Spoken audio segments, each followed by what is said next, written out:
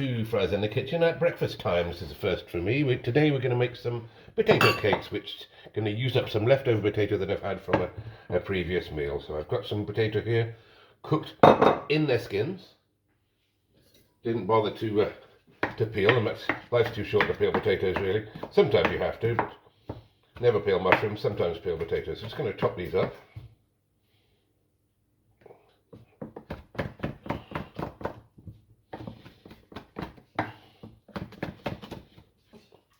Mash them down a little bit with a fork.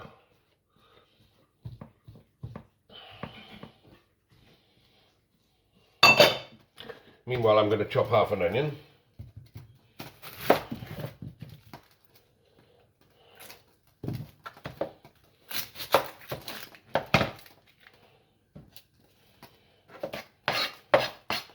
Fairly finely chopped.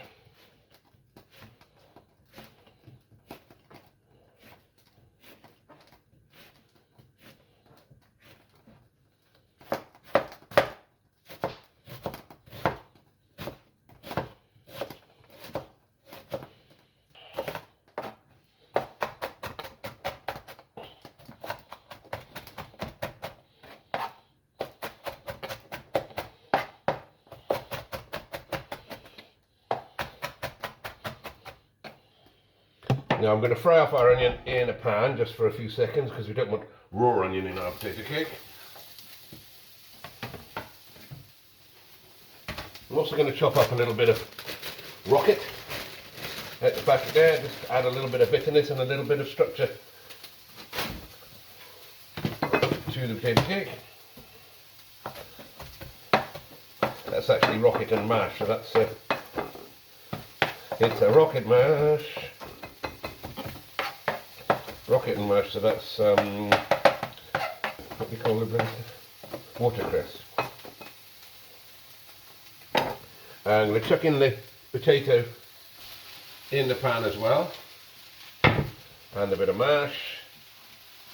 I'm going to cook that down for a couple of minutes, just to make sure it's all cooked through. And then you might remember from the last episode I had some fresh tuna left over, so I'm actually going to slice this tuna very finely.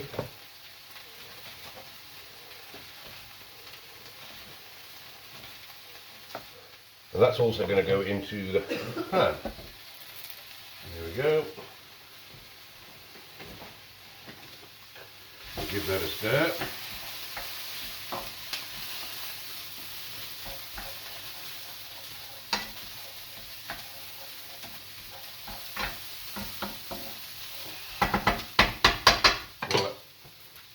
Meanwhile, I'm going to take an egg because we're going to make some breadcrumbs. So what I want to do is I want the yolk of the egg to make my breadcrumbs, but I want the white of the egg to go into our potato cake and bind it together. So that's going to go in there now, and then the yolk goes into there, ready for the breadcrumbs.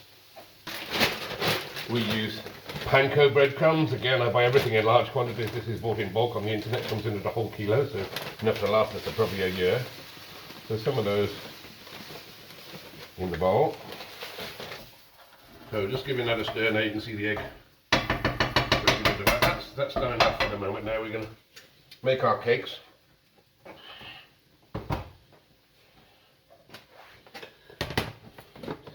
Using a wee ring here.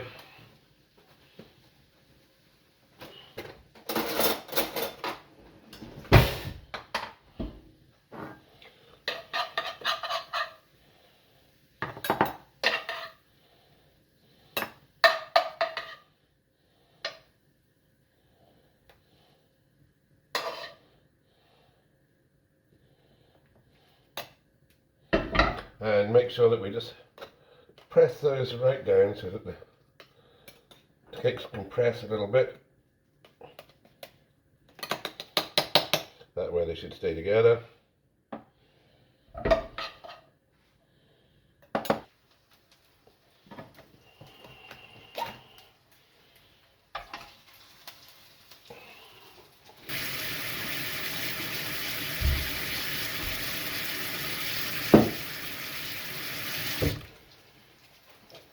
you actually missed that there, the camera turned off, but I've basically put these in egg and then some panko breadcrumbs and then dropped them in the frying pan. You can see there they are, and there I use ordinary cooking oil for this because we don't want anything to make them too greasy.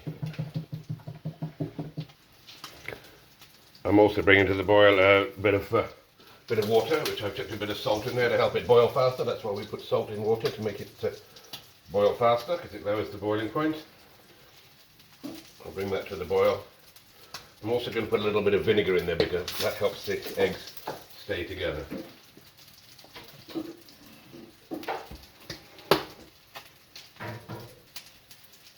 Here comes the moment of truth, and I'm going to turn my potato cakes over.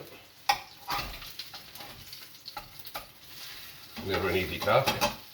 As you can see, they've got a lovely bit of colour on the bottom, almost burnt but not quite.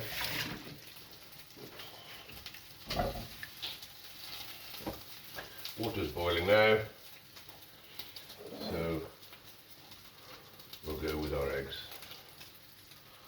Bring that pan to the front where I can reach it.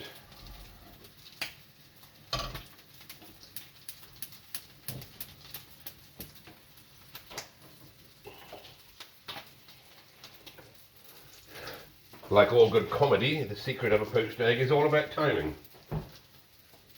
Poached egg needs 4 minutes in boiling water.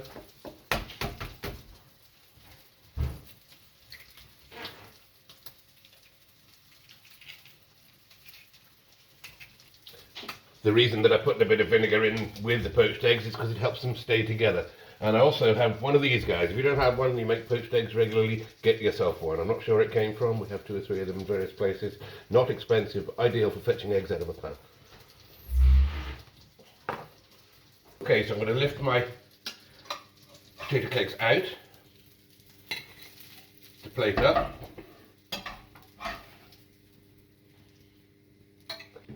Thank you. And then drop on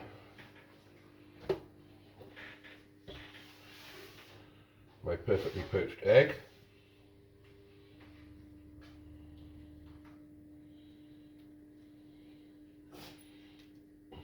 I'll try. And serve that just with a little sprig of rocket and mash. Lovely. So we have a potato and tuna cakes with a poached egg for breakfast. Lovely. It needs a little bit of black pepper, but we'll take that on the table. Bon appetit.